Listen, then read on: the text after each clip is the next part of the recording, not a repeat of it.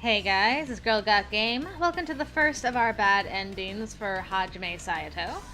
So we are in chapter 1. It's Dad versus Bean. This is the first choice. We've got low romance and high corruption. So, let's pick our first different choice and unsheath our Kadachi instead of keeping our faith in Saito. At this rate, Saito will... Quietly, I slipped my Kadachi from its sheath to avoid Father's notice. It was crucial that I find an opening, one that could give me an opportunity to save Saito. Do not endanger yourself. Then, Saito's curt command snapped me back to reality. Alright. A very quick difference in choices. Where he's like, hey, don't do that. Okay. So then he told us off, did he? Okay. So we say something different here? That's interesting.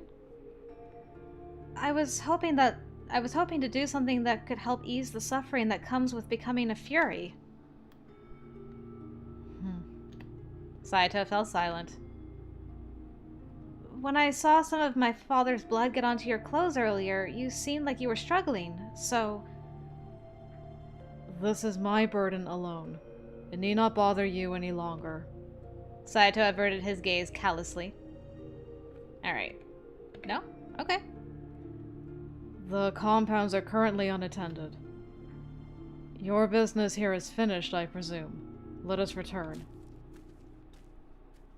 Okay.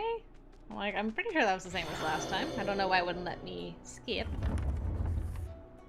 Okay, and this time we make him endure it.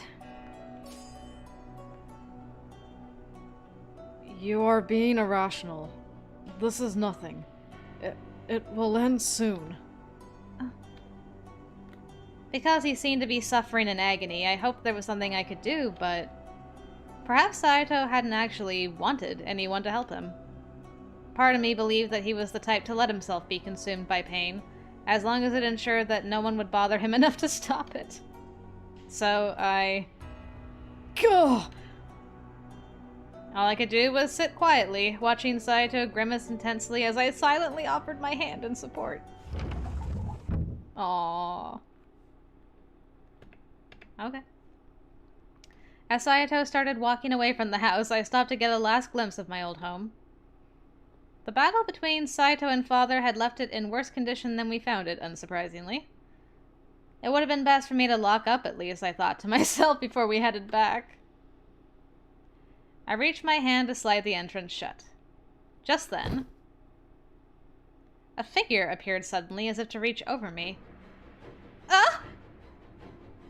In the span of a moment, my mouth was covered and a rope wrapped around my arms to constrict me? As I squirmed wildly, I heard Father's voice bellow. Holy crap, he was just waiting? Normally, I am not one to let my guard down so easily, but in this case, it seems to have paid off. Why was Father still here? I yanked my shoulder up in an attempt to nudge away from Father, who had his hand over my mouth. When he lifted his hand, I gasped madly for air, but... what was waiting for me instead was a glass vial. Oh dang, Dad made me into a fury? Oh... I fell face first to the ground. My throat burned as the serum dripped down. Now, can you hear my voice? Once you have tasted the water of life, there is nothing more to fear. From now on, you can rely on me to remain by your side. No! I fought so hard to resist, but...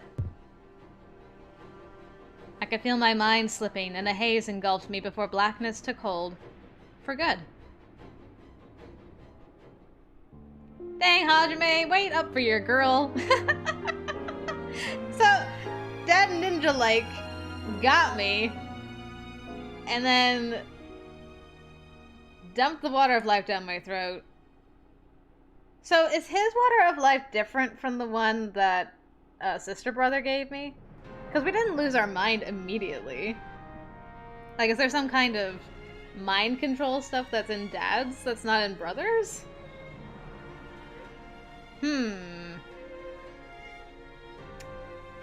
More questions. More questions than answers. Okay, well, Hajime never found out what happened to me, I guess. The end. That wasn't too bad for a bad ending, I must say. Alright, well that's the first one. Let's move on to the second, shall we?